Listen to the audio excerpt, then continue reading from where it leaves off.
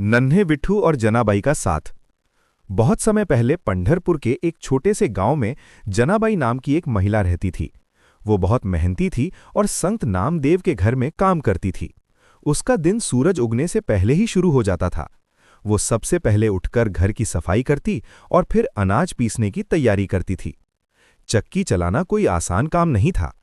पत्थर का भारी पहिया घुमाते घुमाते जनाबाई के हाथ थक जाते थे, लेकिन वो कभी शिकायत नहीं करती थी। वो चक्की चलाते समय मीठे स्वर में भजन गाती थी, जिससे उसका सारा काम आसान हो जाता था। उसे लगता था कि काम भी भगवान की सेवा ही है।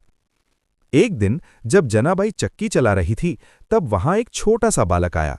उसके चेहरे पर एक अनोखी मुस्कान थी और उसकी आंखें बहुत शरारती और प्यारी थीं। उसने जनाबाई से पूछा, क्या मैं तुम्हारी मदद करूं? तुम अकेले इतना सारा काम कैसे करोगी?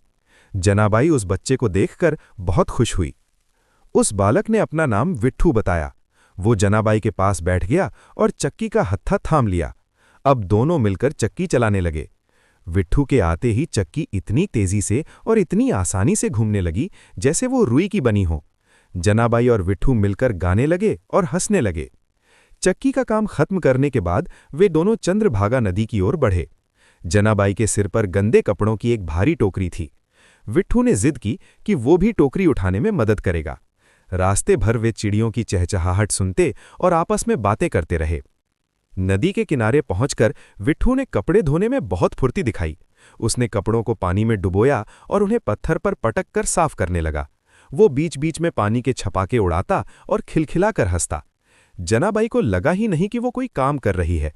उसे तो लगा जैसे वो खेल रही हो। कपड़े धोने के बाद उन्हें उपले यानी कंडे बनाने के लिए गाय का गोबर इकट्ठा करना था। ये काम बहुत कठिन और गंदा माना जाता था, लेकिन विट्ठू ने इसे भी एक खेल बना दिया।